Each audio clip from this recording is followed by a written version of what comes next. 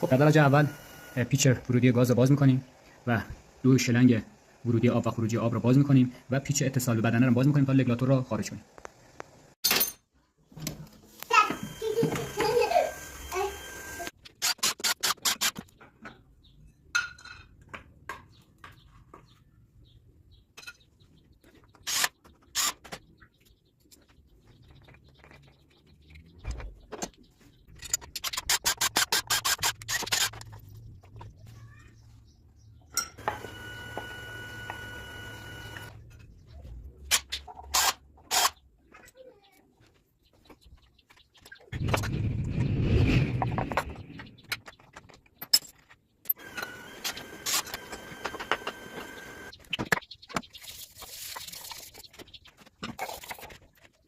رگولاتور به این صورته که آب داغ از اینجا وارد میشه و از اینجا خارج میشه و رگولاتور ما را داغ میکنه. برای چی داغ میکنه؟ برای اینکه وقتی گاز از اینجا وارد رگولاتور شد، اینجا گاز مایع میشه یا به گاز تبدیل میشه و میره داخل رگولاتور و داخل ماشین. حالا مکانیزم به چه صورته؟ به این صورته که وقتی از اینجا وارد میشه، اینجا به توسط این که اینجا قرار گرفته، این به صورت الاکلنگیه. این به این صورته که وقتی رگولاتور سرده، به توسط این دیافراگم چون هر موقع سرد میشه این فنر جمعه و اینو به سمت بالا میکشه. وقتی کشوی داخل این بره، اینو به سمت بالا میکشه و اینا به صورت الاکلنگیه. مثلا وقتی که این پایین باشه، این ورش چون بالا، از اینجا گاز میاد، هر موقع این میاد بالا، این لاستیکی میچسبه به اینجا و این بسته میشه. پس این دیافراگم وقتی اینجاست، این هر وقت که جمعه چون رگولاتور سرده، اینا بالا میکشه و این قطع میکنه، اصلا گازی داخل رگولاتور نمیاد و در وقتی که این رگولاتور گرم میشه، این انبساط پیدا میکنه و اینا کاملا میچسبونه پایین و اگه نگاه کنید این باز میشه و گاز داخل این محوطه میشه و گاز بین گاز و آب به توسط همین لاستیک عایقه که نه آب وارد گاز میشه نه گاز وارد آب میشه، کاملا اینجا عایق میشه. پس وقتی رگولاتور سرد، گاز نمیاد داخلش، رگولاتور که گرم میشه، طبق اون گرم شدن این فنر انبساط میکنه و طبق همون آروم آروم اینو باز میکنه به گاز کمی بیاد که از یخ زدن رگولاتور جلوگیری بشه. بعد که گاز از اینجا میاد داخل اینجا به گاز تبدیل میشه، از این سوراخ میره سر رله.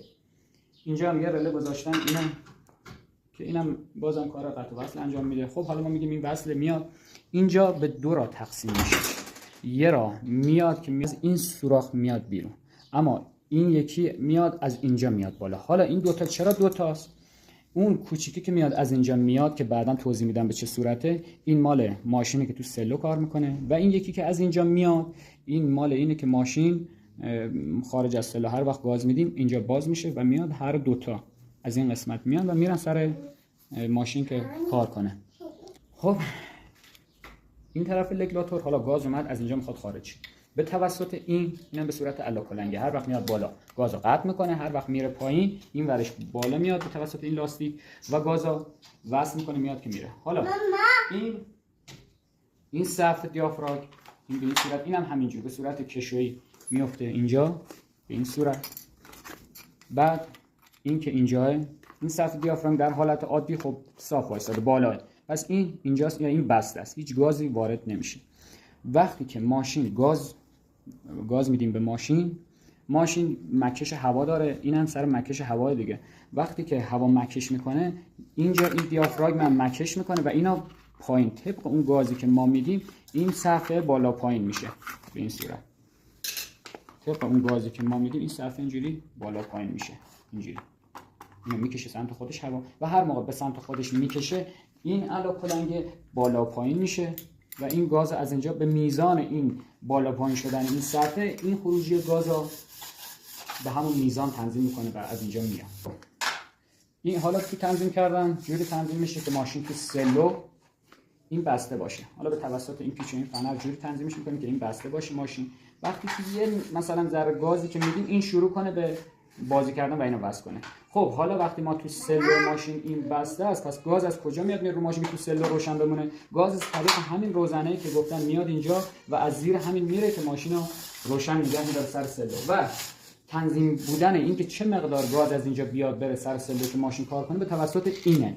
اینا ما هرچی سفت‌تر کنیم گاز کمتری میاد و هرچی شلترش کنی گاز بیشتری میاد برای تنظیم کردن سلو. پس این برنجی فقط مال تنظیم کردن سلو ماشینه و این و حالا ادامهشو بعداً میگم. خروجی این مال تنظیم کردن اینه که ماشین حالا بعد از سلو گاز که میدیم عملکردش چجور باشه. ما باید اینا رو ببینیم از لحاظ پارگی اینا چک کنیم که پاره نباشه. اینا رو بیشتر حالا باید تعویضشون کنیم چون ببین خوش شده. اینا باید خوش بشه، باید نرم باشه. این الان صافه کاملا خشکه و این کاملا نرمه. و این لاستیکا اینا رو باید تعویضشون کنیم که همینجوری در میاد. یعنی لاستیک نرم‌تر بیاریم و همینجوری هم جا میخوره. اینا حالا من اینا درش آوردم. اینا به همین صورت اینجوری جا میخوره اینجا و اینا همینجوری در میاریم و یه دونه نو جا میزنیم. احتمالا اگه از دور اینا نشتی بده این قسمت اینا این اورنگ داره، این اورنگا باید تعویض شه. اینا این دو تا پیچ باز میشه، این در میاد. یه اورنگ هم دور اینا اگه از اینجا نشتی آب داشتی اینا رو میتونید اورنگا رو عوض کنید. این خودش اگه از این دور نشتی داشت یه اورنگ داره، اینا رو میتونید عوض کنید و چیز خاصی دیگه نداره.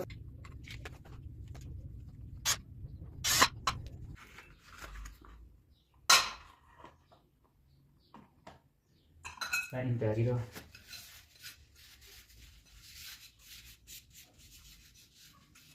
بعد دقت کنید این در این دوتا قسمت باید با این و این همخونی داشته باشه به این صورت و پیچاشون رو ببند.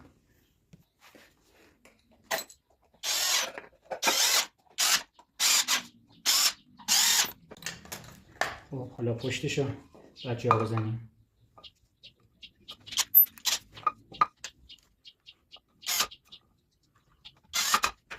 و اینو باید جا بزنیم داخل این به این صورت.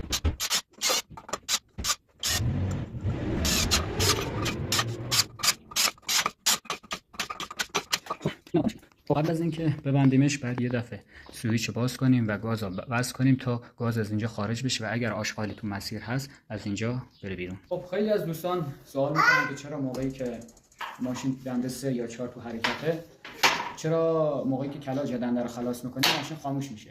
این ایراد به خاطر درست تنظیم نکردن لگلاتوره. خب پس جهت تنظیم لگلاتور ما این پیچ برنجی برای تنظیم سلوی ماشین و این پیچ سر لگلاتور و این برای تنظیم کردن حالا گاز خوردن ماشینه. خب اولین کاری که ما میکنیم اینو باید بازش کنیم حالا تا آخر تقریبا و اینو تا آخر ببندیمش و اینا حدودا یه 4-5 دور بازش میکنیم. یعنی اول بعد از این شروع کنیم. یعنی 4-5 دور باز میکنیم ماشین روشن میکنیم. اگه ماشین روشن نشد بیشتر بازش میکنیم تا ماشین روشن شه. وقتی ماشین روشن شد همین پیچ برنجی را ما بعد زیادش کنیم و کمش کنیم تا جایی که سلوی ماشین بیشترین حد به ما نشون بده. یعنی ماشین بیشترین سلو در بیشترین سلو کار کنه. هر وقت این تنظیم شد دیگه ما کاری به این پیچ برنجی نداریم. میایم سراغ این و این. خب سراغ اینا حالا که ماشین رو سلو داره خوب کار میکنه ما اینا بازش میکنیم. اینقدر بازش میکنیم تا احساس کنیم ماشین میخواد سلوش کم شه. اونجا که ماشین میخواد سلوش کم شه دیگه بیشتر باز نمیکنیم. این پیچ همونجا تقریبا تنظیمه. حالا اینا باید گاز بدیم به ماشین. موقعی که مثلا اینا گاز میدیم به ماشین حالا ماشین درست گاز نمیخوره کمش میکنیم تا جایی که ماشین گازخورش خوب بشه و حالا ریپ و اینا نزنه. و این اگه کم باشه یا زیاد باشه مخصوصا تو حرکت ماشین تو دنده های 3 یا گاز خوره که درجه گاز بیاد رو دور موتور بیاد رو 3 یا 4 اونجاها ماشین مثل اینکه کپ کنه دیگه گاز نمیخوره یا این کمه یا بیش از حد زیاده. اینا باید اون موقعی که ماشین حالا یا تو حرکت یا حالا در جا گاز میدین باید اون موقعی که دور موتور حالا یا دنده 3 یا 4 که میرید در اون شرایط ماشین خوب گاز بخوره. اینم به اون صورت باید تنظیم کنید. هر وقت تنظیم شده اگه دیدین رو سلو مثلا اینو تنظیم کردین و رو سلو قبلا مثلا روی 1000 میموند و الان مثلا دور موتور از 1000 کمتر شده دوباره با این کم و زیاد کردن این دوباره دور موتور رو بیارین رو اون درجه‌ای که قبلا با تنظیم کردن این اومده بود. یعنی هیچ وقتی که دور موتور نباید از اون عدد بیفته پایین‌تر. باید تنظیم کردن این و اینه که تنظیم کرد. این هر وقت تنظیم کردین دور موتور اگه دیدین افتاد دوباره با همین بیارین دور موتور رو همون حالت نرمال خودش. این گونه تنظیم کردن هیچ وقت شما تو دنده‌های 3 و 4 اگه ماشین خلاص کنین یا کلاج بگیرین ماشینتون دیگه به هیچ وجه خاموش نمیشه. و یه سوال دیگه این که شاید براتون پیش بیاد که من رگولاتور دم دست یا بالا نذاشتم و اینقدر پایین سوار کردم، به خاطر اینه که بیشتر تو زمستونا کوچکترین آبی که تو رادیات تنش میشه یا کم میشه، این هر جایی که بالاتر از همه جا باشه اونجا هوا میفته. رگولاتور هم وقتی بالا باشه، اولین جایی که هوا میفته تو رگولاتور و گاز ال پی چون خیلی سرده و تو زمستون هم خیلی سرده، سریع تا یه کمی هوا میفته شروع میکنه یخ زدن. من برای همین اینو پایین قرار دادم که حتی آب رادیات هم حتی اگه نصفم بشه بازم داخل این آب باشه و این یخ نزنه. تو سرد ترین شرایط هم این حتی یخ نمیزنه.